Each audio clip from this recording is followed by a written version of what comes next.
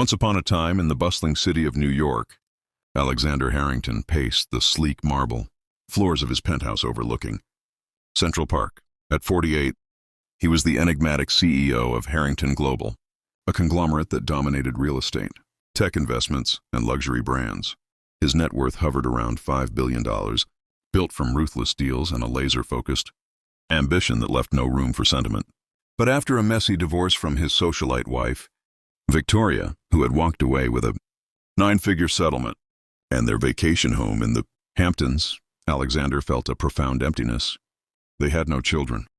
Victoria had always prioritized her lifestyle, and Alexander had been too consumed by boardrooms to care. Now, surrounded by priceless art and silent servants, he questioned the empire he'd built. What was it all for? One rainy afternoon, after firing his third assistant for a minor error, Alexander made a radical decision. He was weary of the sycophants, the gold diggers, and the endless flattery tied to his wealth.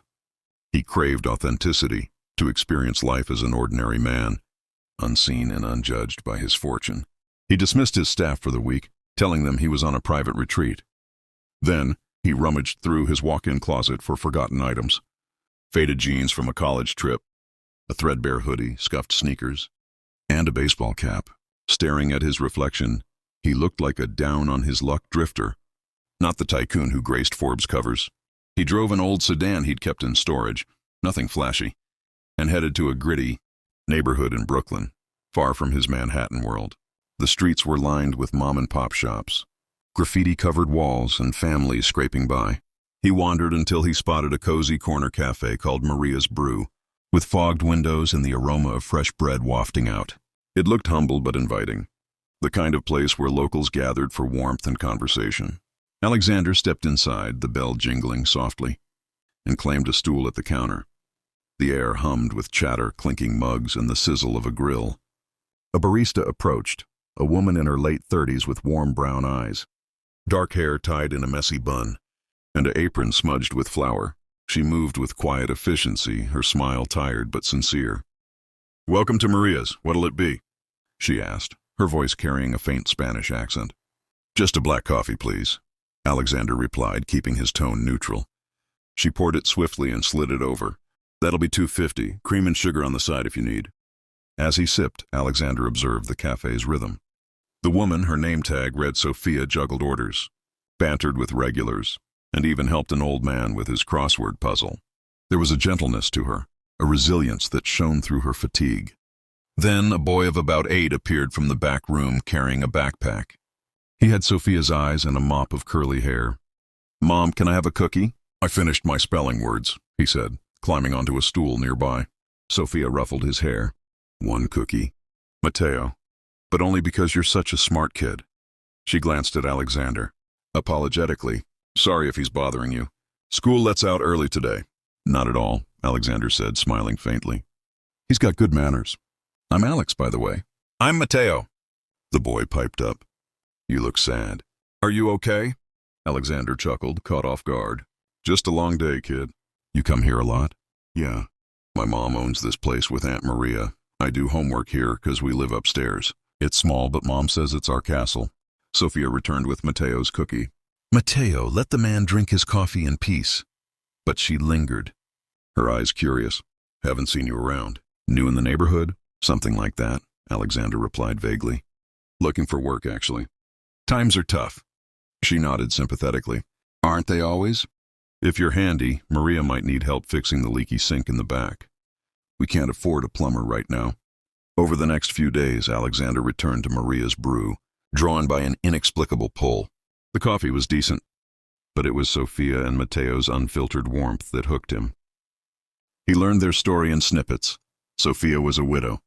Her husband, a construction worker, had died in an accident 4 years ago, leaving her to run the cafe with her sister Maria while raising Mateo alone.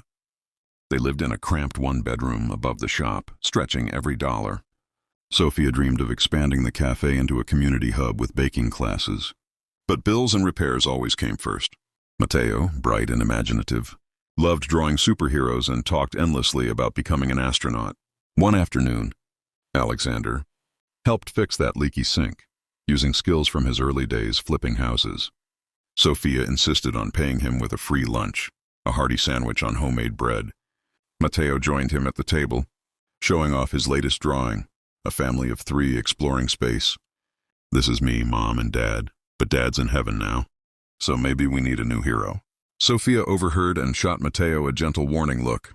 Personal space, mijo, to Alexander, she added softly. He's got a big heart, but sometimes too big a mouth. It's fine, Alexander said, feeling a twinge in his chest. I never had kids, always too busy climbing ladders. Sofia's eyes softened. Ladders can wait. Family can't, but hey, life's about second chances, right? On his 7th visit, Alexander arrived to chaos. Sofia was frantically mopping up water from a burst pipe in the kitchen, her face etched with worry. Mateo sat in a corner, hugging his knees, looking scared. The cafe was half empty, customers grumbling about the mess. What's happened? Alexander asked, rolling up his sleeves. Pipe burst. Plumber wants $500 up front, and I don't have it. If we close even a day, we'll lose regulars. And Mateo's school trip is next week.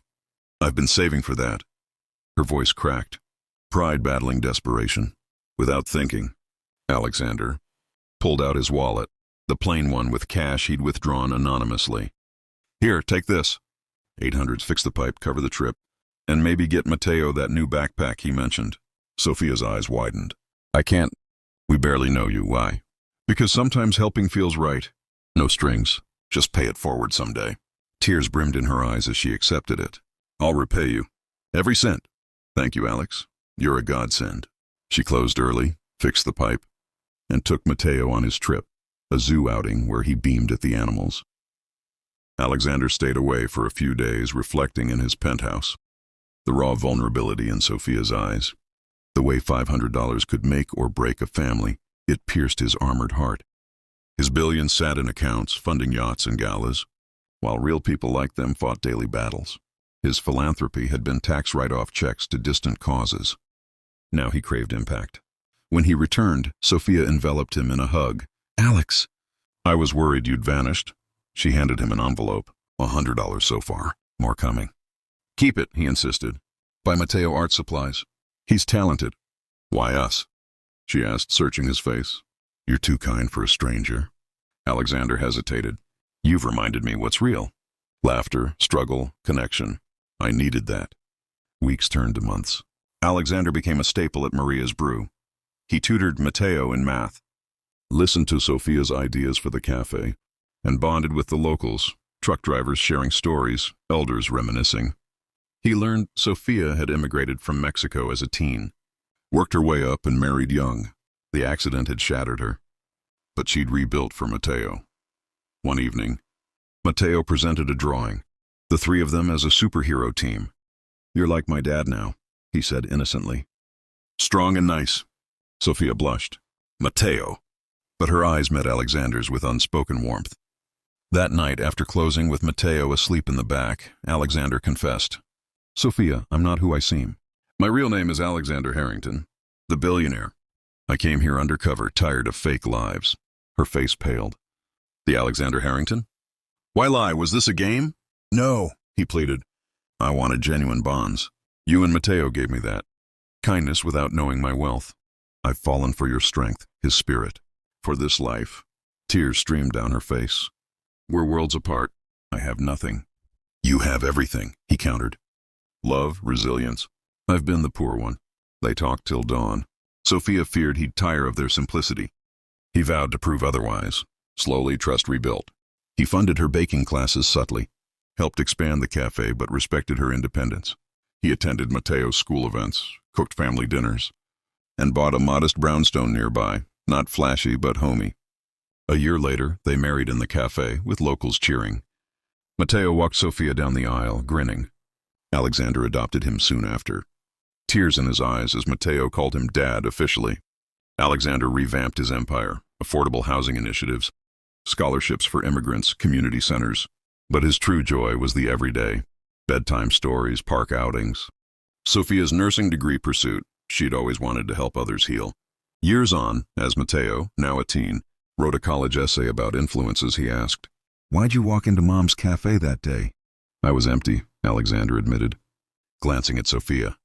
You two filled me with love. True wealth isn't money, it's this. Sofia squeezed his hand. We chose each other. That's the real fortune. In their warm home, Alexander knew he'd traded hollow riches for priceless bonds. Sometimes, the greatest change comes from stepping into someone else's world and staying.